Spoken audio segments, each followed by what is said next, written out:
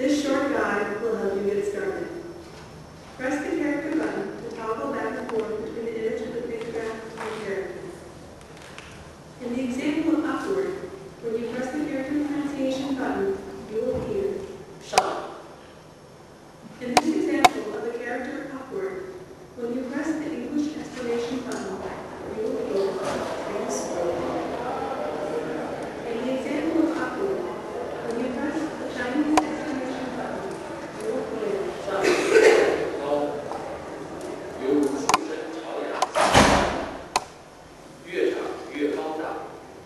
The buttons at the top and bottom of the scroll bars can be used to navigate through the characters. The larger scroll bar displays the current Chinese character.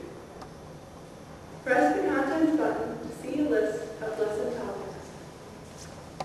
The Glossary button allows you to view the characters in alphabetical order. The small scroll bar appears only in the dictionary setting. Press the Help button to view this help guide again. Press the Introduction button to read the introduction to Hanzi Group. Press the MMLC button to read information about the Multimedia Learning Center at Northwestern University. Press the Credits button to see a list of the people responsible for creating Hanzi Group.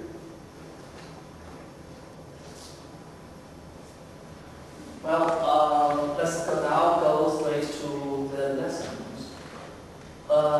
I divide this into 24 lessons, basically based on its theme and its relationship between the characters. But let's start from this one and see how it works.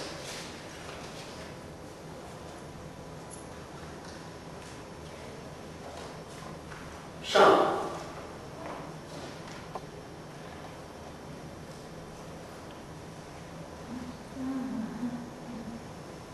Trees grow upward. 上字代表高，犹如树身朝阳向上长，越长越高大。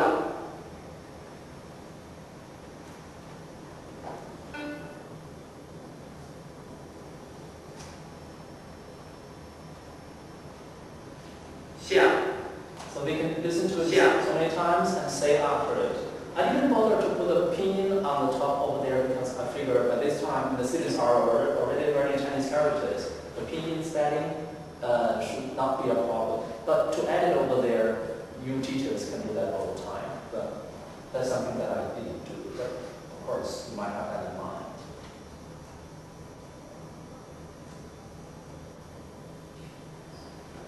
Tree roots grow downward. 下字代表底，犹如树根循水向下长，越长底部根越深。What do you find the difference between the Chinese explanation and the English explanation, since you are all teachers and experts? What was the question? The difference between the Chinese explanation and the English explanation. More words. Pardon? More words. Good, you come, great. Well, actually, what I'm trying to say is the English. I purposely make it as simple as possible, and it is designed for students. I mean, the English explanation, just one sentence or two sentences, and quickly the students know what this character is talking about. That's it. But the Chinese explanation is not really for elementary level students. It is mainly for teachers and higher level students to use it as a reading exercise. So I do have different purposes. Yes, I am. Why do you use Chinese studies more close, not really more language, like Licheng Gu? It's more, for me, it's more reading language and more difficult. For Chinese teachers, it's will be okay, but for native speakers, I think that may be a little bit difficult for them to understand. I definitely see your point. Yes, it is so much more complicated and so formal, or actually rather 半文半白, half modern Chinese, half traditional Chinese, and deliberately made that way. And you ask the question why? as I mentioned, it is really mainly for advanced level Chinese language students and the teachers. So I do have those advanced level students in mind. But mainly for students, for advanced level students' purpose, English is good enough for the time being. Because right now, remember, our purpose is to help their brains to link, to make a natural connection between the characters and the images that these characters represent. 下字代表比，犹如树根取水相。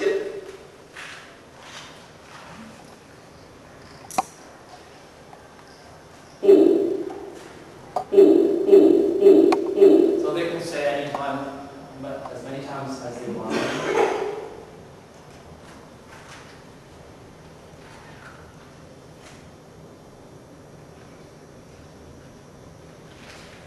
The bird flies into the sky and will not come back anymore.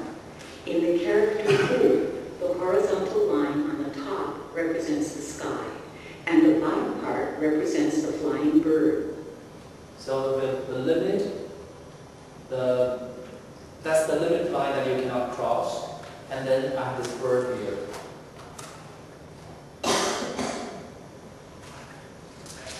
飞鸟冲天而去，再不复返。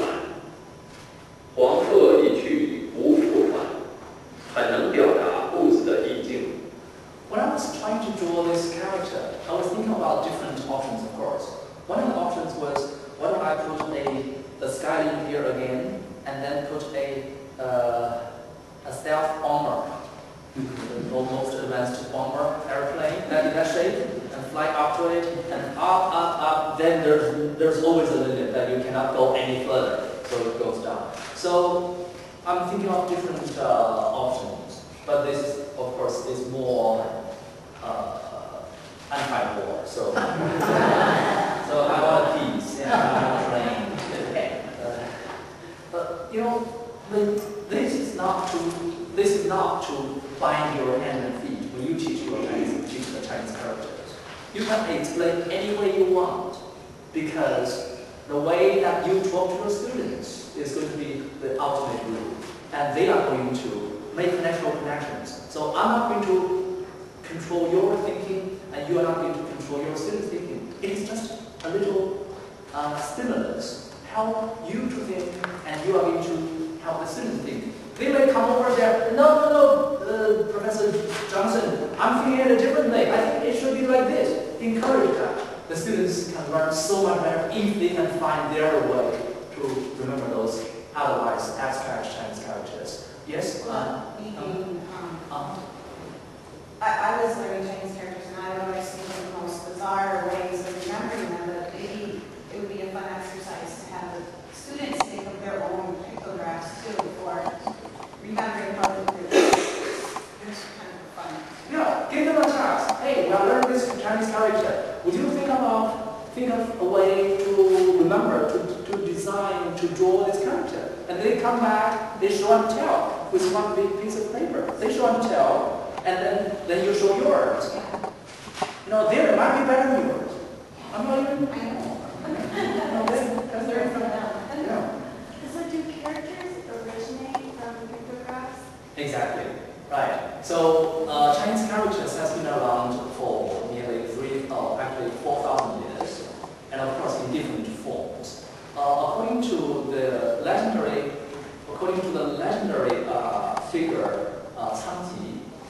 This legendary figure, Cang Ji, created the Chinese characters based on his observation of natural phenomenon and the drawings of the birds, the footprints of the birds. So it is